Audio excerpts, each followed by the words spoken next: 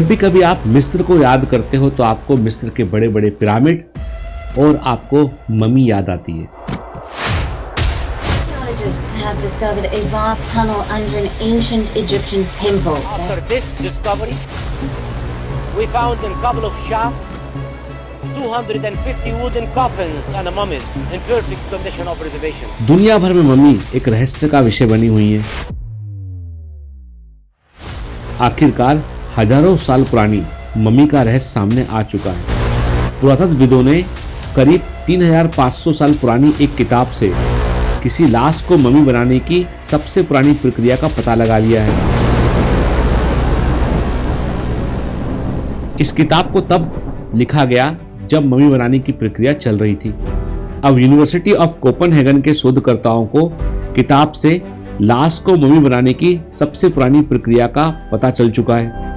यह किताब एक भोजपत्र की शक्ल में है और उसे पेरिस में रखा गया है। इस किताब से कई डरावनी चीजें निकलकर सामने आई हैं। आखिर कैसे प्राचीन मिस्र में लाशों को मम्मी में परिवर्तित किया जाता था।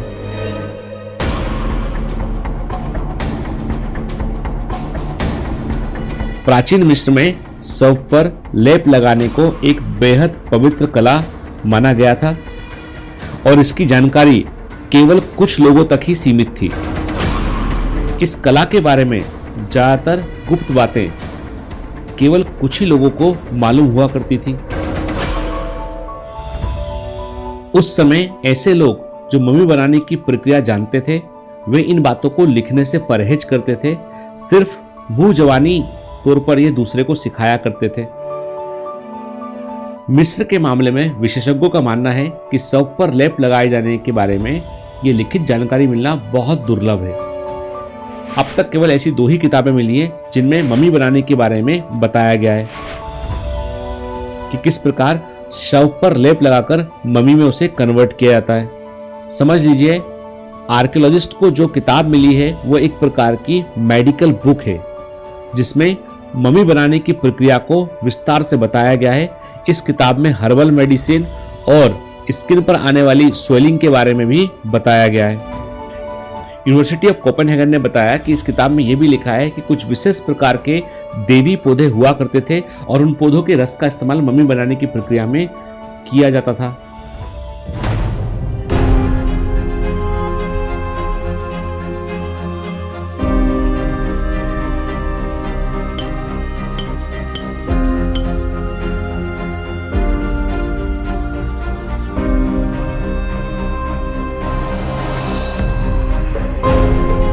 जैसा कि इस किताब से मालूम चलता है कि मम्मी बनाने की प्रक्रिया में 70 दिन लगा करते थे, तो इन 70 दिनों में 35 दिन तक शव को सुखाया जाता था और अगले 35 दिन उस शव को कपड़ों से लपेटने की प्रक्रिया चलती थी।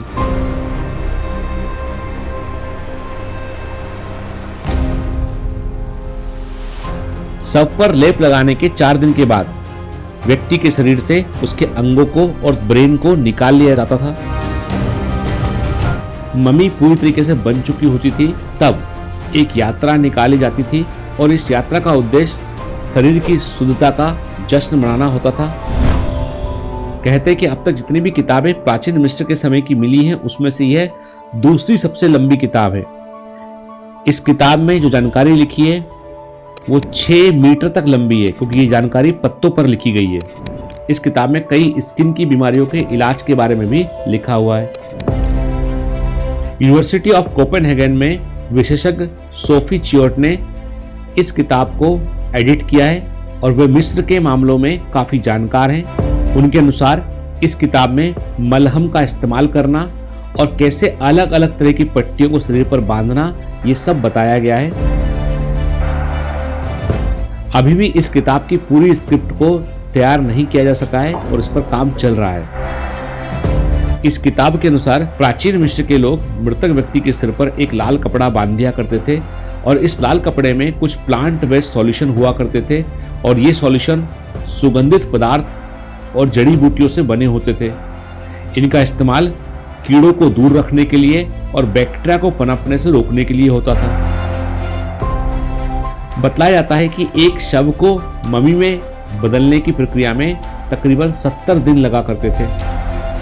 4 दिन तक तो शव के शरीर पर लेप लगाने की प्रक्रिया चलती थी और इसका पर्पस ये था कि बैक्टीरिया की ग्रोथ को रोका जा सके। यूनिवर्सिटी ऑफ कोपेनहेगन ने बताया कि इस किताब में यह भी लिखा है कि कुछ विशेष प्रकार के देवी पौधे हुआ करते थे। इस किताब में कई स्किन की बीमारियों के इलाज के बारे में भी लिखा हुआ है। पर आज भी ये प्रश्न उठता है कि आखिर मिस्र के लोग मरे हुए इंसान को मम्मी क्यों बनाते थे? क्या ये मम्मी भविष्य में जीवित हो सकती थी?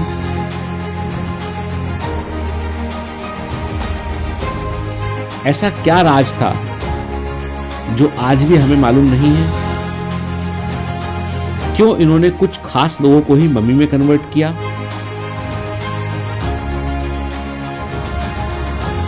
आने वाले समय में इस किताब का जब आगे भी अनुवाद हम कर पाएंगे तो हमें ये जानकारी भी मिल जाएगी।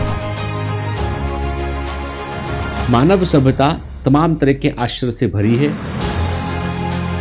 हर दौर में कुछ न कुछ ऐसी घटनाएं घटी हैं जो अगले दौर के लिए कौतूहल का विषय है। मिस्र आज भी रहस्यमय है और उसमें मम्मी का रहस्य सबसे बड़ा है।